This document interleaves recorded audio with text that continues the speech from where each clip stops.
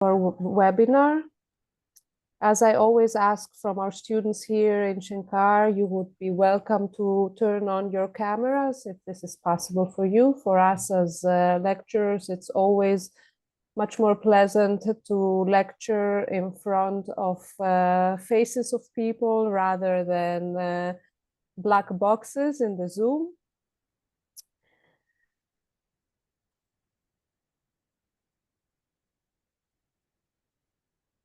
And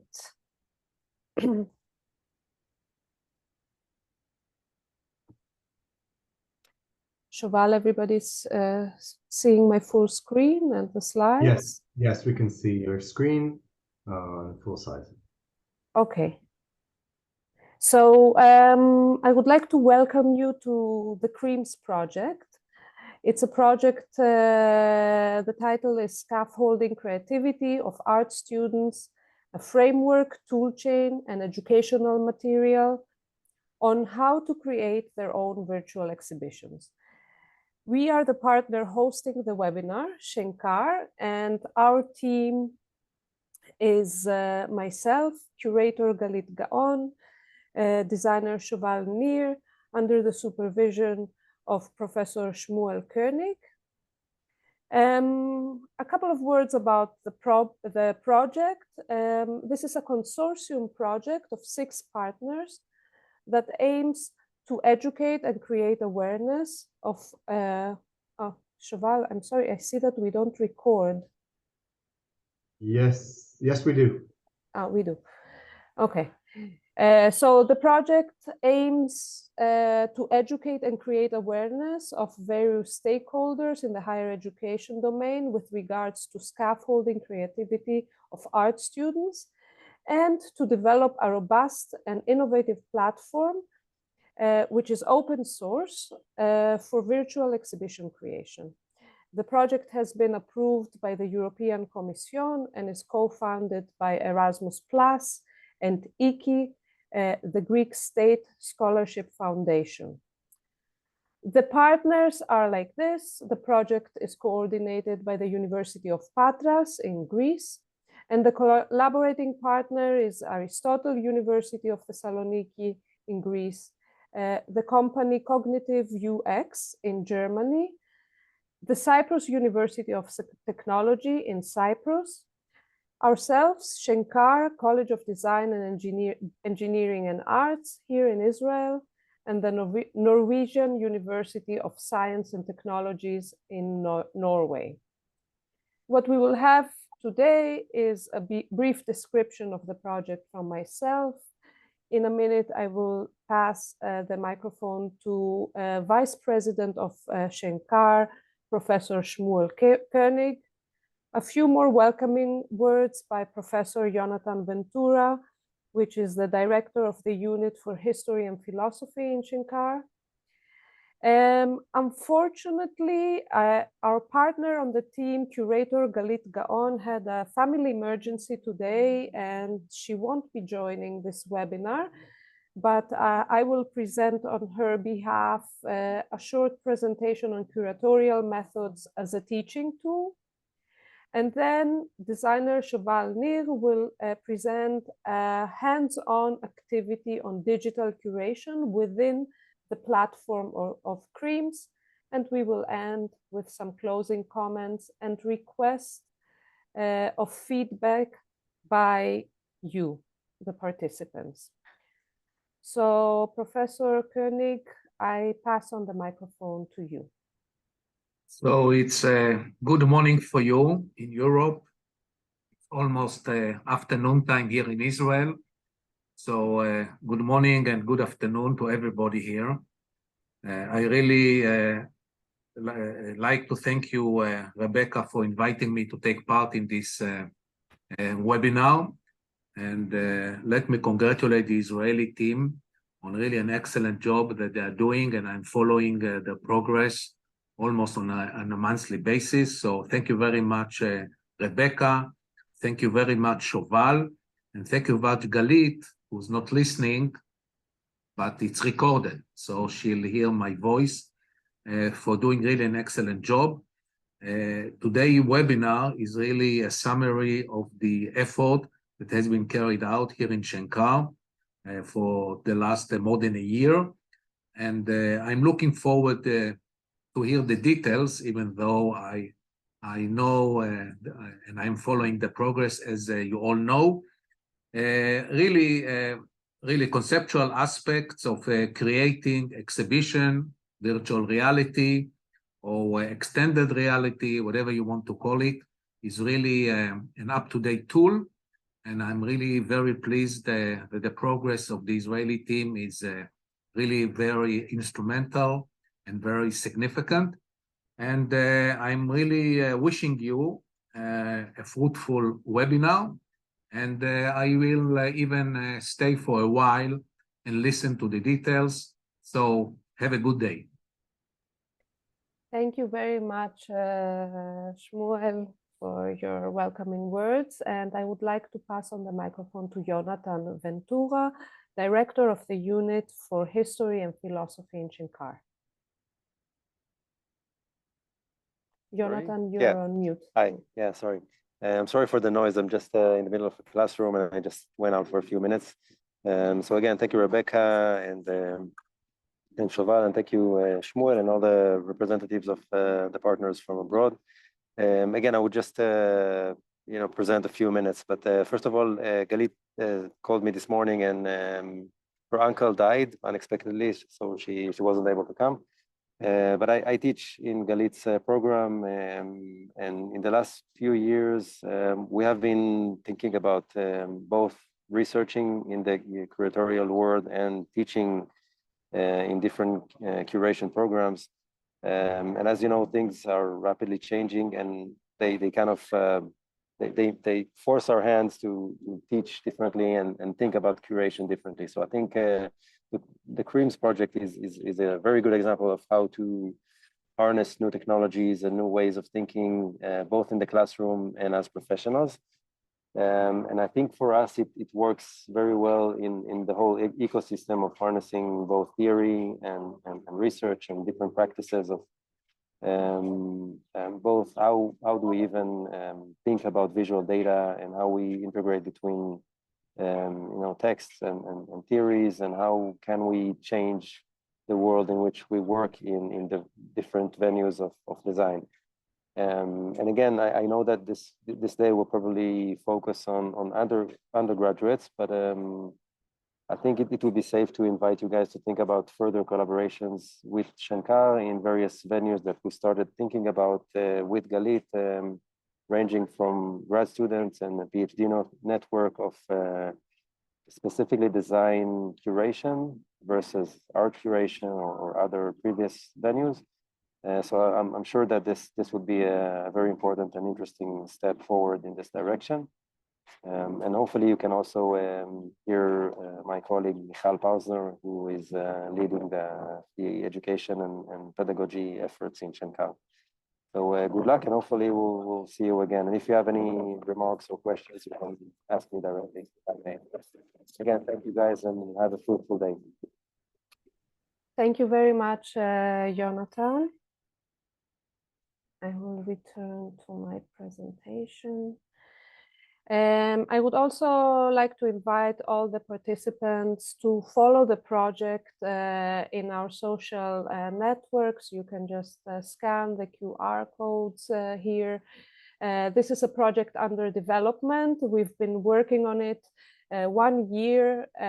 We have a low fidelity prototype that we will demonstrate for you today. But hopefully within the next few months and after your feedback of today, we will have the first high fidelity prototype. But before I jump into the platform of CREAMS, I would like to talk on behalf of curator Galit Gaon and walk you through the curatorial methods when we use them as a teaching tool here in Shenkar, and walk you through the experience on the curator's perspective.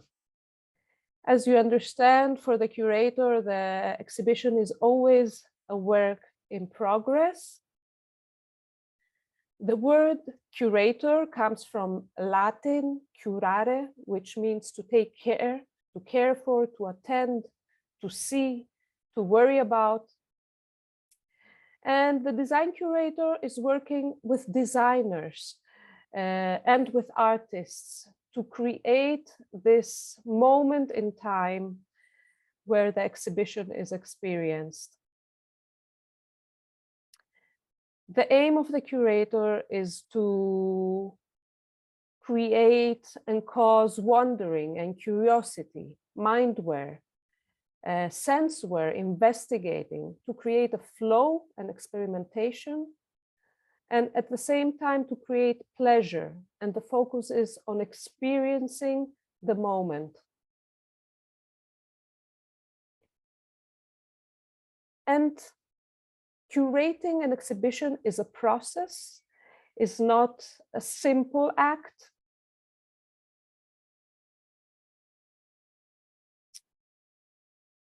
And it's a process from A to Z that has many, many steps in the middle. So gathering the artwork. Love everyone, even the difficult, complicated, fearful, disturbing, disturbed, and complex one. To love is to give up the fear of making a mistake. Acquaintance and examination of the artwork. Yes, I'm home, says the curator. I'm here to dissemble old thoughts and find new opportunities, to have a non-judgmental, abstract conversation that calls for new action.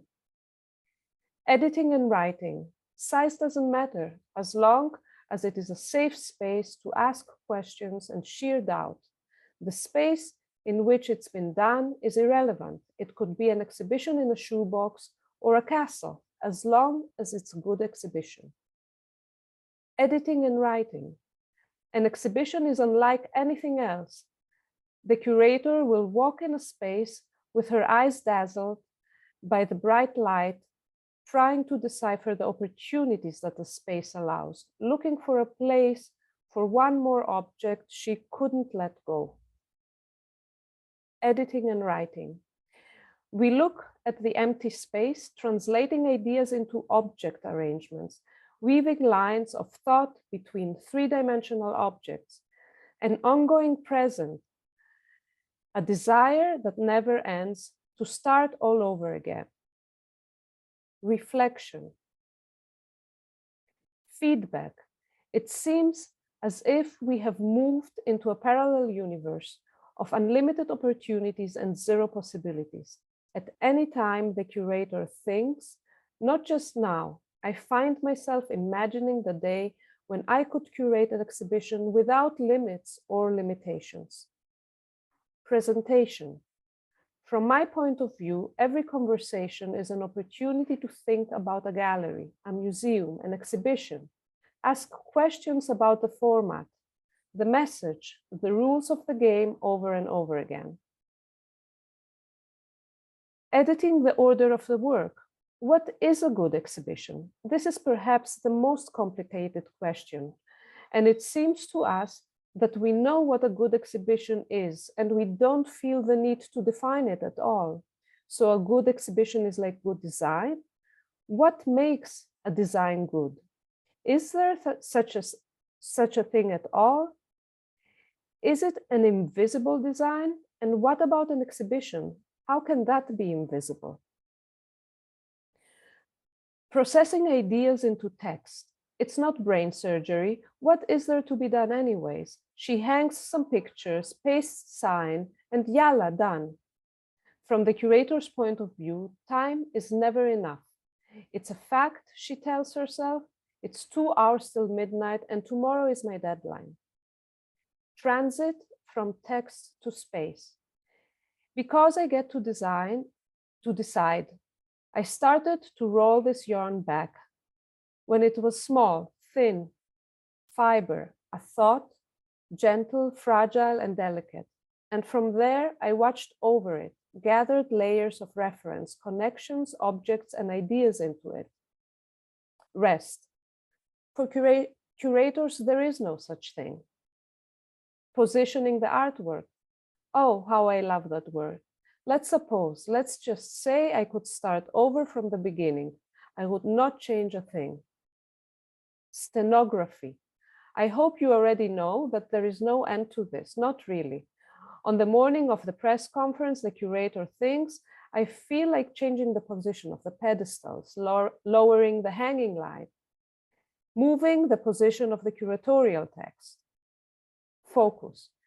When archaeology and virtual reality mix together, time, place, creation, material, and passion, curatorial process at its best allows one to be close enough to hear well and far enough to detect the underground currents that frequently change the direction of their movements. It doesn't matter what we call it: design, product design, industrial design, craft, neocraft, design art. Depth. I look closely, I watch, I observe, I formulate a worldview. This is my perspective, the reflection of my thoughts in this body of water called the here and now, the way I study the choices around me in the near and far circles, allows me to grow as a curator of design and nothing else, a one-trick woman. Retheme.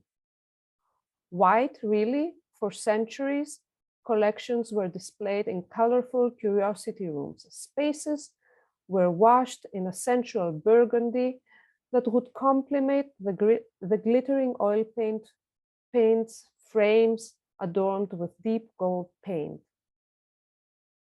Intimacy. The white cube that we've learned to love, the curator thinks, may have led to the distance created between us curators and the visitors. We need to embrace whoever enters our museum and allowing them to get lost and find their way back. Adaptation to the space. Generosity and composition, thinks the curation, are what brought me this far. I don't want to be right. I want to move a little and invite you to sit next to me. Say what you think. If only I could spend my days in one never-ending conversation. Reflection of the process.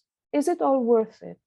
Months of reading and analyzing, collecting and sorting, editing and stapling, writing again and again from scratch. I don't have one answer, the curator thinks, but it seems to me that perhaps all thoughts are not in vain, like cumulative energy, which cannot dissipate. Being a curator is forever. The craftsmanship of weaving all of these for one-time event is out of the ordinary. And no, I don't have anything prepared and ready to go. Every time I have to start from scratch. It doesn't always work, but sometimes at the end of the night, after everyone leaves, ripples of intellectual pleasure, visual pleasure, sensory pleasure, curatorial pleasure remain in the air, and it makes it all worth it. So from this little experience that curator Galit shares with us, we can see that curating an exhibition, whether it's physical or virtual, is not a moment in time, but rather a long process of thinking, asking questions, brainstorming, choosing the art, grouping the art, writing about the art, creating a narrative relating to a timeline. And all these things happen before we even go into the three-dimensional physical or virtual space. Within our CREAMS platform right now, we try to accommodate this process, this curatorial process, as a learning tool, as a tool to help lecturers teach the curatorial process and lead art students through the curatorial process within the platforms.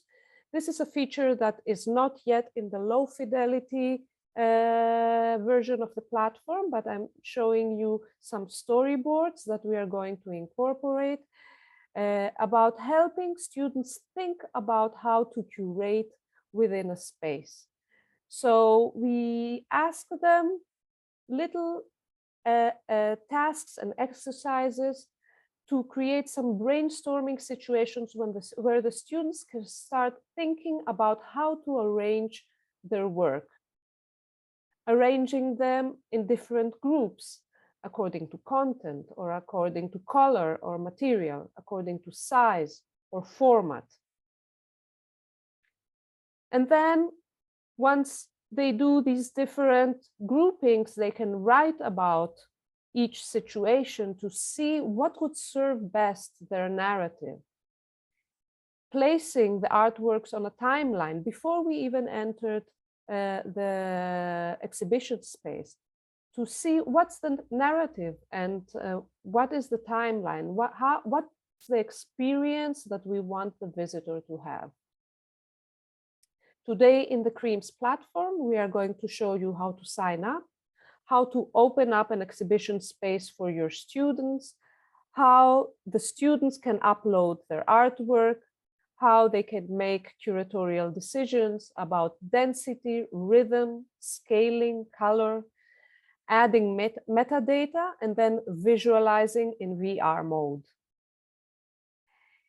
Here in Shenkar, we have a nice little gallery where we have exhibitions in the Rosen building. Here you see the floor plan of our gallery.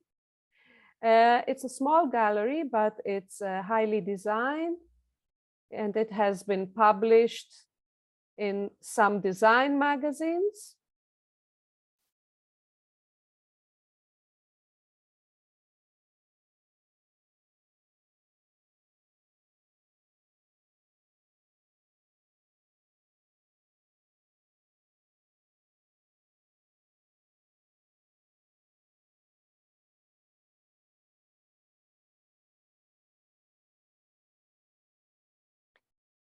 And we have asked our partners at Cognitive UX to build a digital twin to our physical gallery.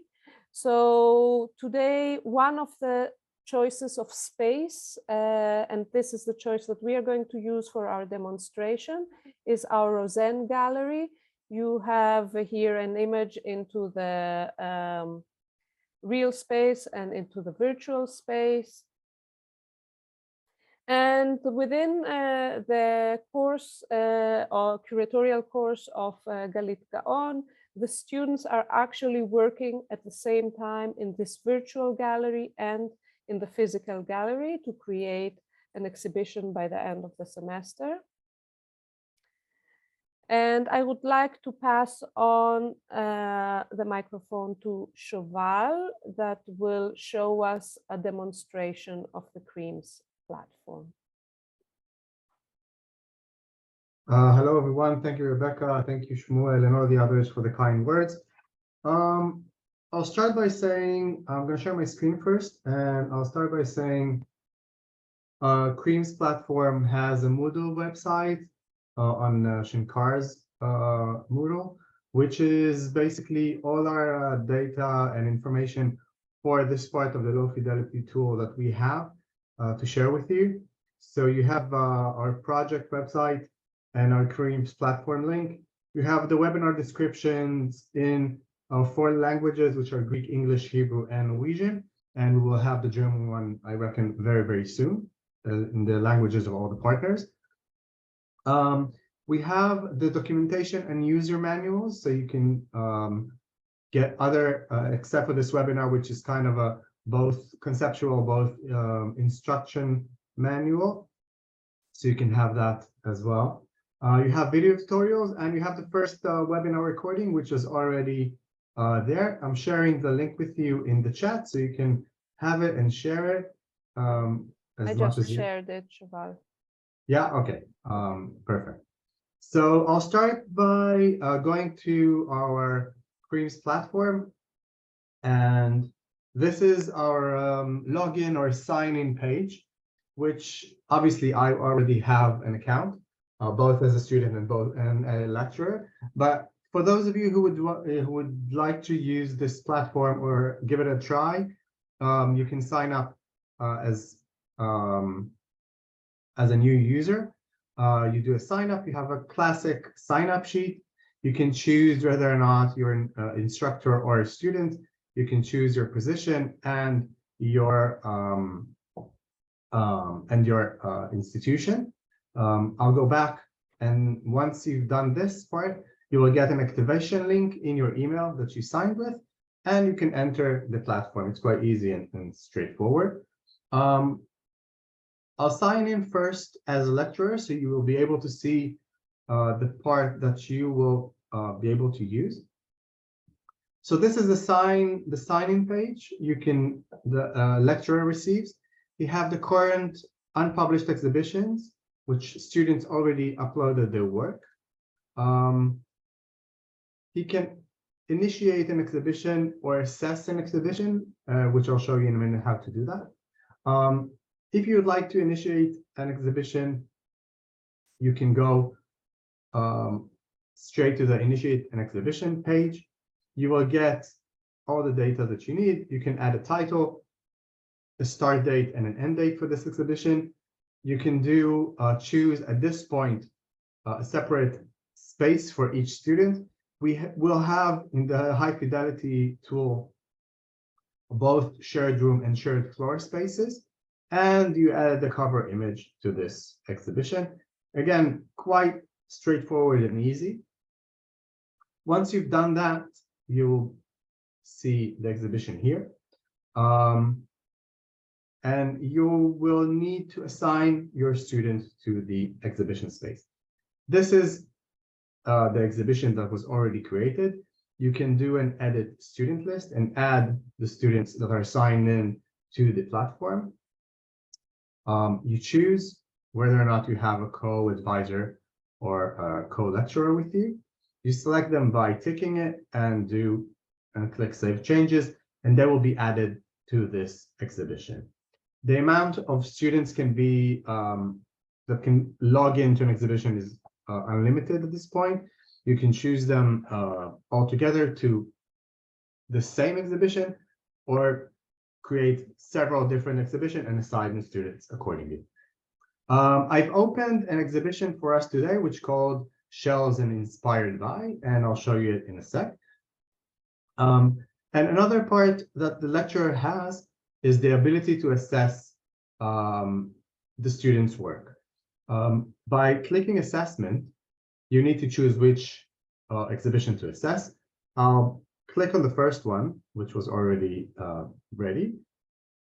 And I'm pressing the assess button. And here you will see the student that already done his assignment, which is obviously me. You can press assess. And here you will see the overall assessment. You can add text. You can add a grade if you would like. You have the contained artworks that are uploaded into the space already.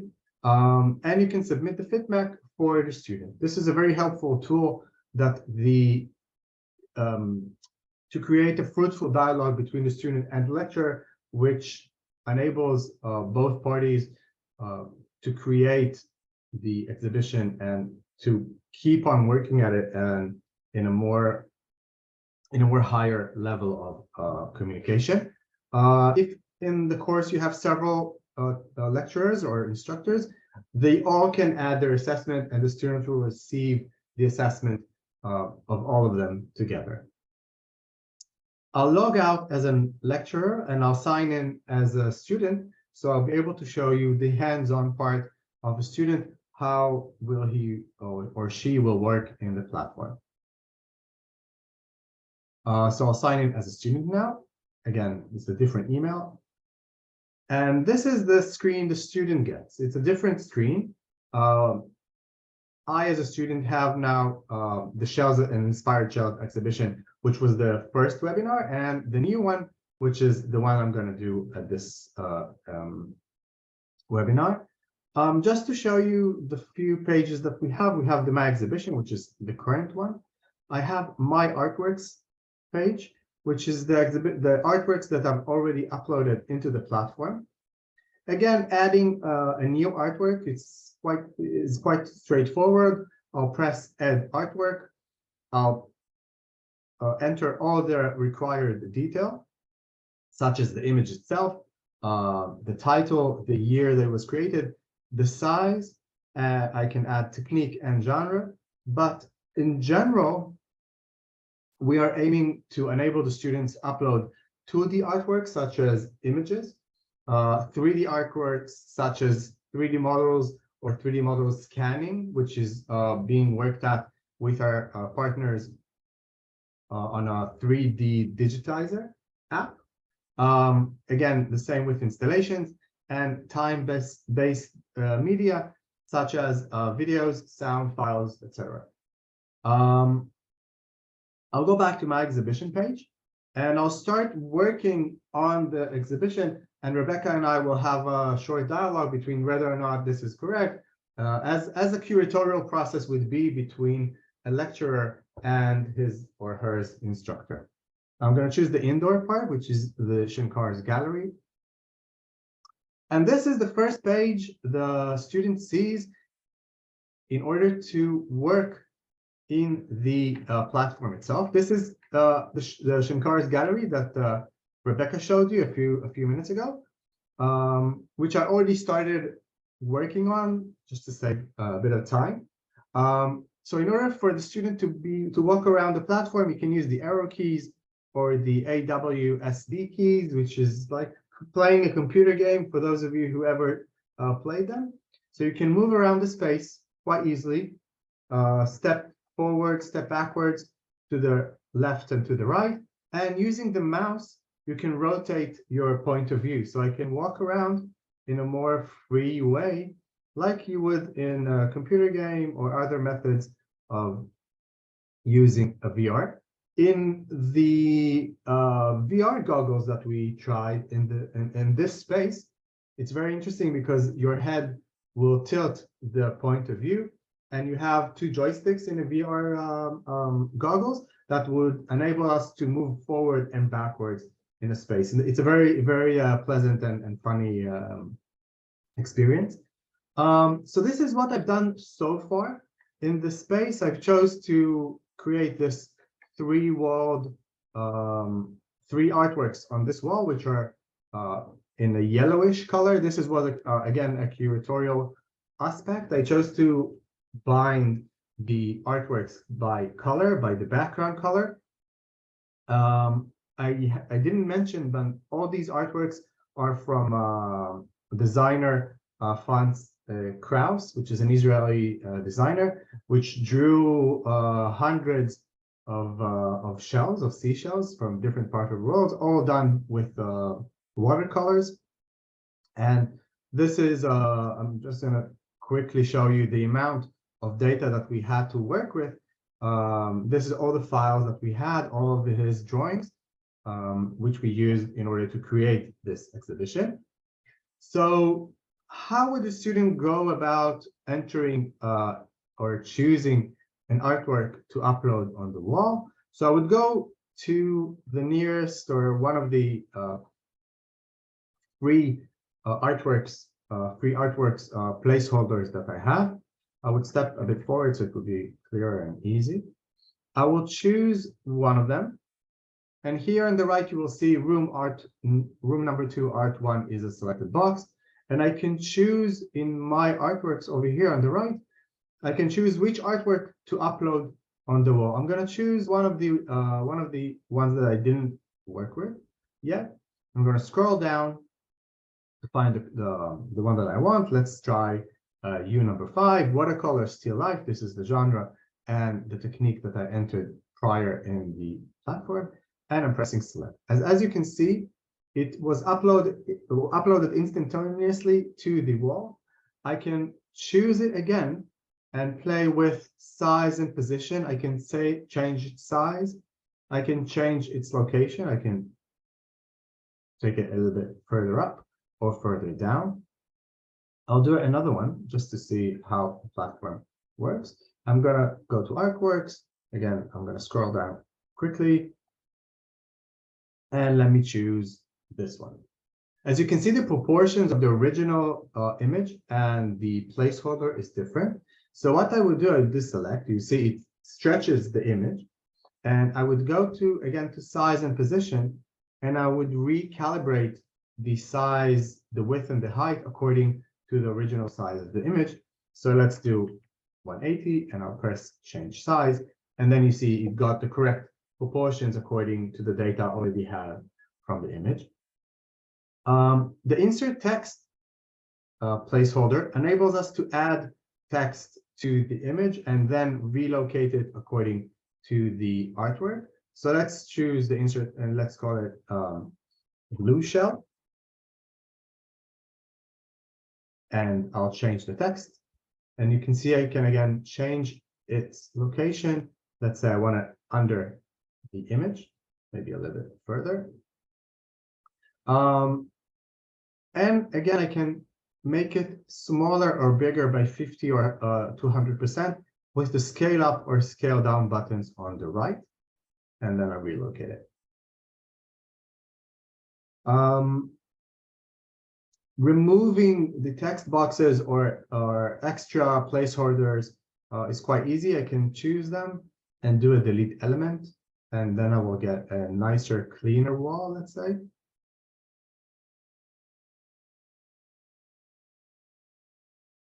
And once I've done that, let me move a little bit further. I will be able to create a different space by, let's say, putting the artworks a little bit further than one another, as you can see now. You can test your outcome by pressing the VR button over here, and then the whole experience will go full screen, which would be a nice way to assess what you've done so far, and both for the lecturer and student to have a dialogue which is not in the editor itself.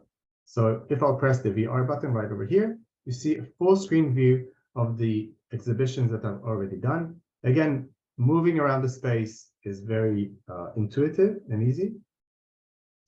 And let's do a curatorial dialogue, or a curatorial, or make it a curatorial decision in this yellow wall. So Shoval, we discussed a little bit about grouping the artworks, and we discussed about grouping them by content or by color or material or by size and format. And I see that you chose to group them by color. Can you say a few words about this decision? So when I looked at the entire database of artworks that I had, that I received, I saw that there is a big issue around the background colors.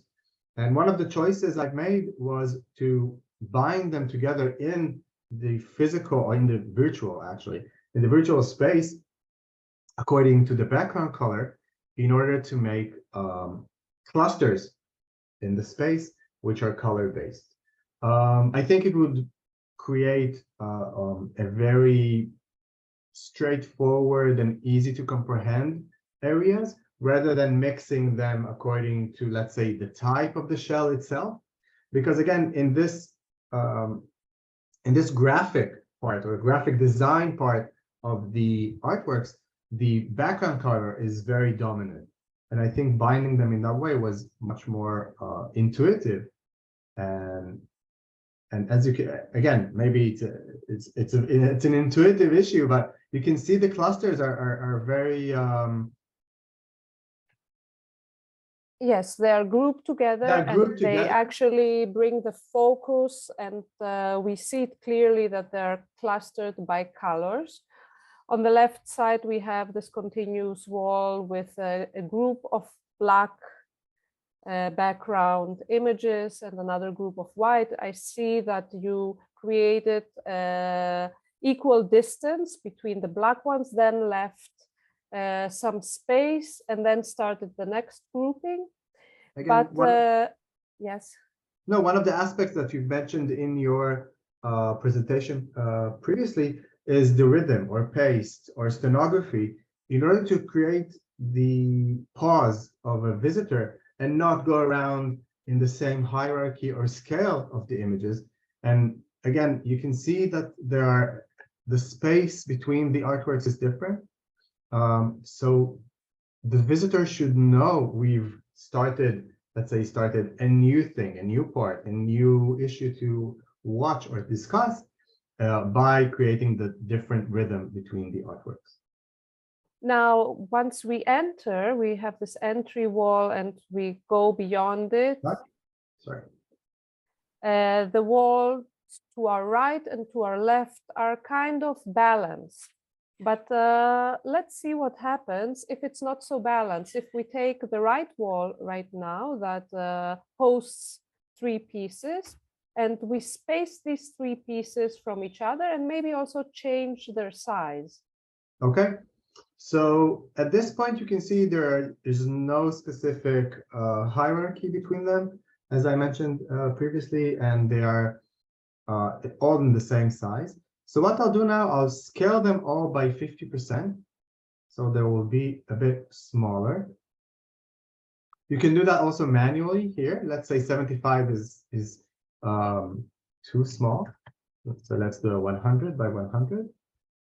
I want to mention something while doing it is this is something that it is being enabled only in a VR space, in a digital space. You cannot, make an image smaller in a physical world unless you scanned it or made it into a different, in a different format. But enabling this in a VR environment helps you create, it opens new possibilities to presenting an already existing artwork. I'll space them out as well, so they will have a little bit more space between them. And I think once we've done that, you can see, sorry, I deleted one element. Let me go back for a sec. I didn't mean to do that.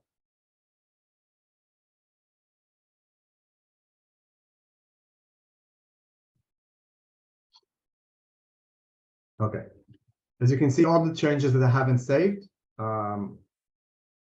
we went back to the unchanged version. So again, sorry, I'll do a 100 by 100 again.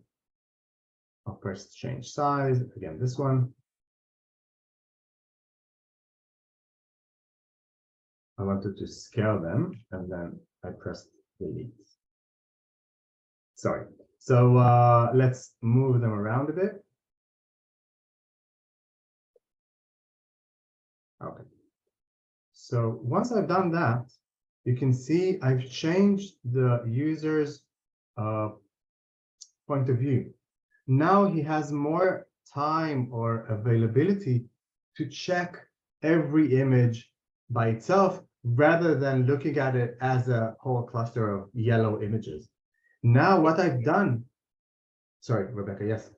Indeed, I think before we were looking at these 3 images as if each image is part of a group, but now each image gets its own merits. It has its own present and its own merit.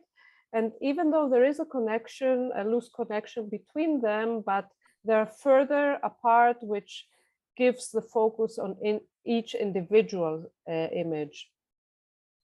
I want to do another demonstration or another aspect of the curatorial part is changing the wall colors.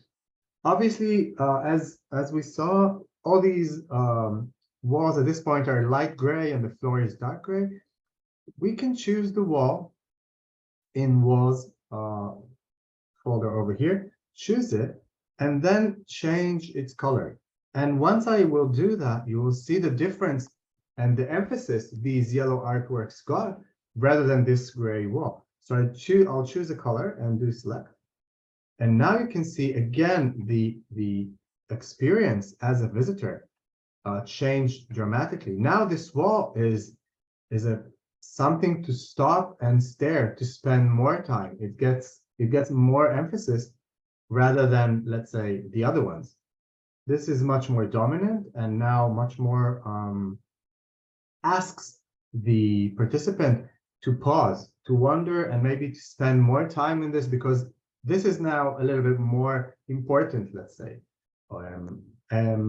which is very, very interesting in that matter. Again, this is curatorial aspects that you do in a physical space, which now are implemented into this. And another thing, we can check and respond to alternatives, which we wouldn't do in a regular space. We wouldn't try and paint the wall black and then turn it to white again.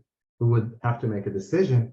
And I think at this point, again, as a student, it's very, it makes the process easier. And, oh, sorry, I chose the floor. And again, do different and decide differently according to what I want to receive as a visitor. Again, this is like almost white wall now. I leave it in the Shoval, let's leave the wall in black. And let's actually look at the options for our floor. Okay. Here in Shenkar, our logo is in red. What about checking if the floor can be red? So let's, again, I control down and choose a different color. So I'll press this one, I'll do select. And again, you see now the yellow and black and red correspond all together because this color repeats itself in various artworks that are on the walls already. I want to add something else. I want to add some type of metadata to the images, which are text-based. So if I'll choose an artwork, I can go into actions over here, and I can add meta text to the artwork. This is like a caption option that we have at this point, which is like entering an exhibition, reading the caption and entering, but now we have it as a metadata, which we are working on adding, except for text, maybe linkage to other files, maybe scanning of a sketchbook, maybe an audio sound. So working on the metadata is a very very important or eminent part of our discussions, how to create the added value and not just adding wall images on a wall. So I'll go into actions. I already have a a text that I already have. I'll copy it and I'll paste it here in the text box. I'll do an add text, and then once I'll press the image, it will pop out. I can read it, and then I can choose a different image, and then it will close. So I have this ability to communicate with the visitor in a non-very straightforward, listen, this is a brochure, you have to read it. He can choose whether or not which image interests him more or her more, and approach the image, read the text, get the information that he wants, close it, and continue.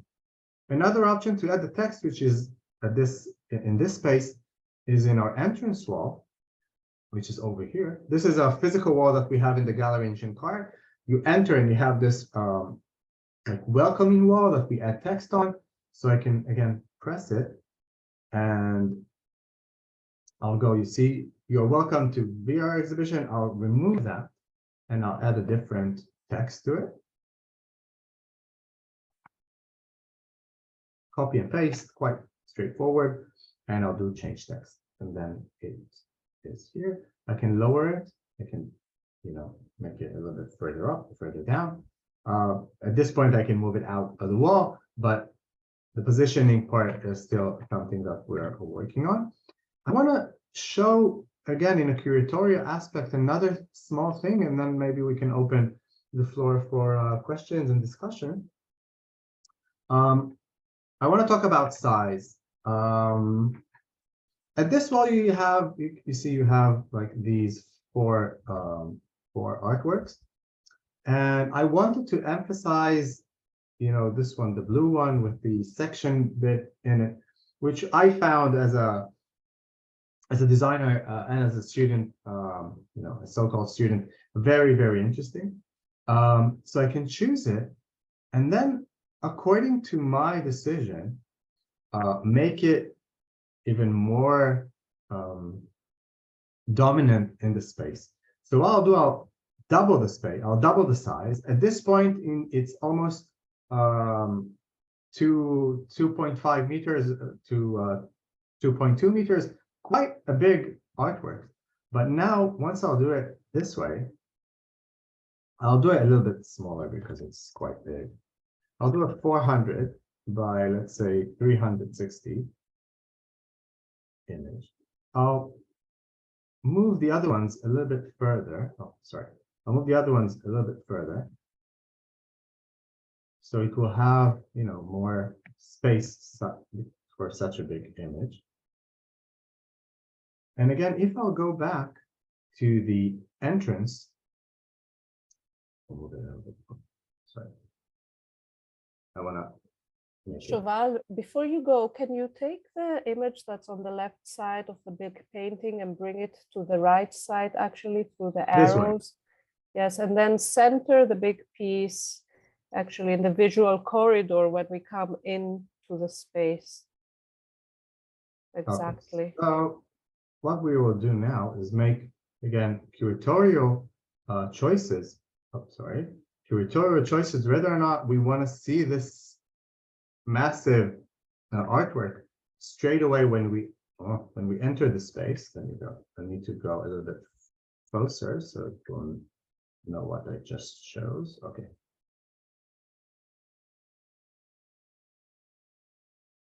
Perfect. Okay. I will move further back now.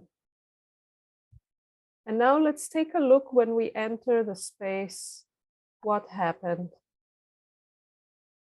So this is the point of view a visitor will get once he enters the space. So he has the welcoming wall, he has the blackish wall, and then he will get this massive, massive shell image.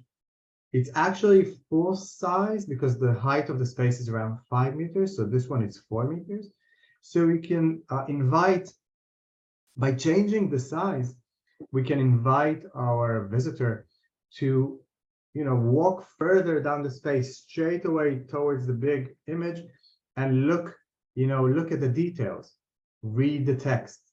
And again, in a visitor point of view, this is a very unique experience because we can, as you would in a museum or in a gallery, it's to such a big space, to such a big artwork, you wouldn't watch it like this, right? It would be funny, it would be uncomfortable. You would need to walk backwards a little bit to watch it, you know, to get the whole magnitude of the event. And again, changing the size enables you to do that. And if we would do that, you know, in a reverse way, we can change the scale to like this very tiny image on a very big wall. And again, invite the users to come close, close, close in order to watch. Almost, you know, with a magnifying glass to use in order to watch the image and get the whole experience of it. Again, I'll put it back to the original big size as I would. I think, again, as a preferred point of view, I would choose, again, in a curatorial aspect, this size. Again, in terms of the size of the space, in terms of the location of the work in the end of the corridor of the gallery. And, you know, as an experience for the user, we can, again, have a look and get the whole, you know, the whole experience that we've done so far and examine it and assess it. And it's changed dramatically from what we started with. Shoval, the most important part to show people how to save their exhibition. We have a few, we have one question in the chat by Kathy. So Kathy, at this point, we're working on entry or inserting 3D artworks into the space. We have a digitizer which scans, we're working on to scan like 3D artworks and installation. This is a low fidelity tool. We're working on it to our new high fidelity part, which were already implemented in some part. I can maybe have a quick The, show. the Digitizer is an external app that works with our software. It's developed by Cyprus University, and it works with technologies of photogrammetry. You take multiple pictures of your 3D object, and then it allows you to upload it directly into our 3D space. The capability, this capability is not yet within the software, but within our platform, but it will be in the next stages. What I would like to say is that this is first, Shoval, show how to change, because Yeah. So once I've done with my choices and my work, I can do a save exhibition. It will be saved. We'll go back, and then I can inform my lecturer I've done it. I've finished my work, and he can assess my artworks. Here on this page, you will see, you know, I've uploaded 26 images. You can go to the appropriate menu, and I can see furthermore the artworks that I've already done. I can go to my artworks again. Let's say I chose one image that I don't want to use anymore, or my lecturer said this is, you know, a not very good choice according to the space or the amount of images I want to present, etc. I can choose one of them. And here I have all the data that I already entered, you know, the height, the year, etc. I can delete it or edit it and remove this artwork. If it was already placed on the wall, it would be removed from there, and I will get the placeholder back for use. We're working on, as Rebecca mentioned, adding 3D models into the space, as well as videos, and already we started working with audio files that we can add, such as narration or even, you know, vocal artworks. And if there are any other comments or questions to the platform at this point, I will be happy to hear it. If not, I will pass the floor back to Rebecca if you want to add anything else or want me to focus on anything else.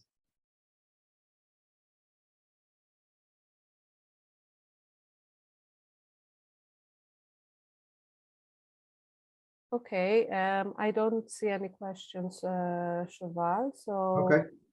I will take back.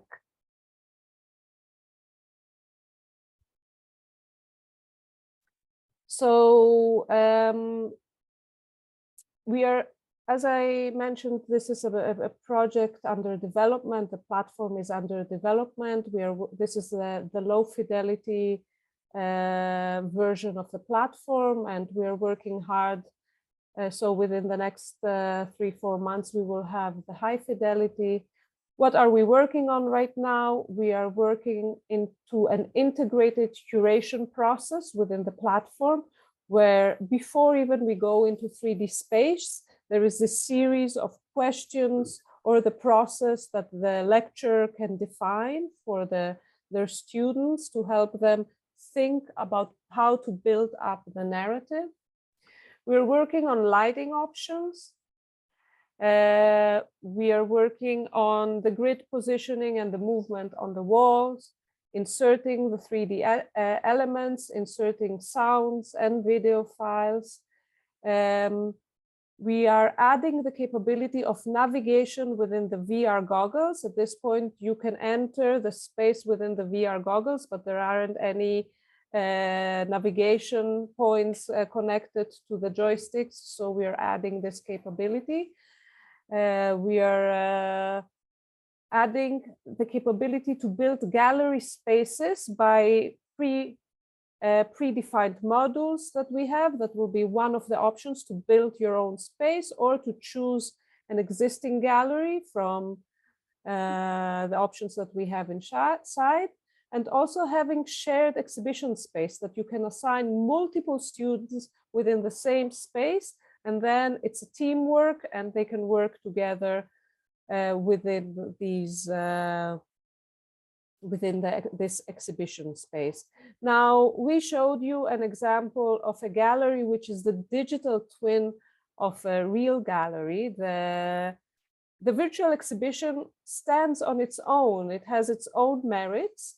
On the other hand, if we have a digital twin, we can always use it as a laboratory testing space. We can test multiple versions of curation and then decide on one and apply one in the physical space, where we can't have variations and then have the variations only in the virtual space.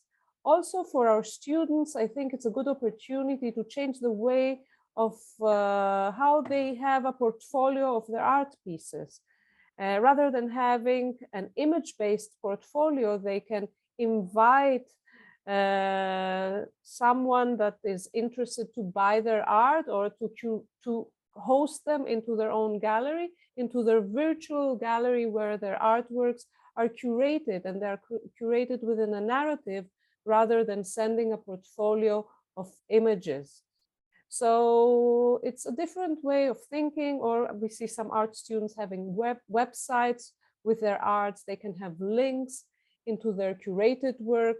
So it stops being an image-based or object-based portfolio, but rather than it has a narrative attached to it. We put on the chat the link to the course. We have all the user manuals, all the recordings of the session. This is a session for the lectures. We had one last week for the students. So these resources are for you to use in order to incorporate our platform within your classrooms. I want to add another thing, which would be very, very helpful if you would be able to give our platform a go and a quick run. It's not very complicated. It's not time consuming. And I'm sending all of you in the chat our feedback questionnaire, which is very important for us to get your feedback to the platform and to our work in order for us to do it, you know, in a better way and in a more Yes, please sign up in the CREAMS platform. The moment you sign up, we'll see people that have signed up. We assign spaces to you, and then you can go and explore a little bit, curate maybe your own exhibition. And then we would be very happy to get feedback from you. That's the way we can incorporate and improve our work and our platform, which eventually will be available. It's an open source tool to all the universities around the world. Thank you very much. If there are any questions, we would be happy to answer.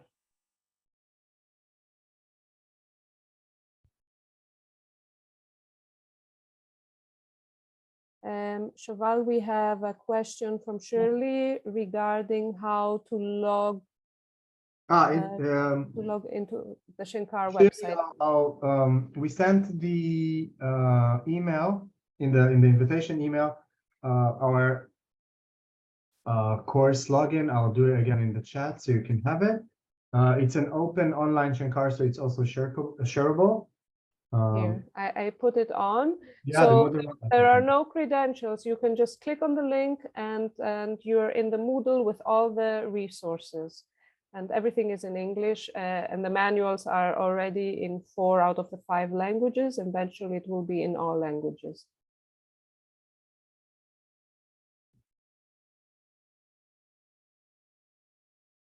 Any other questions?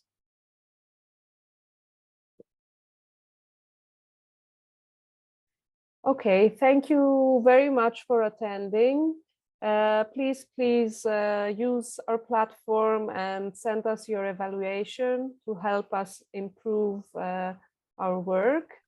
And we will keep you posted for our next webinars in 1 year so that you can see our progress. Okay. Thank you, everyone. Thank you very much. Thank you, everyone.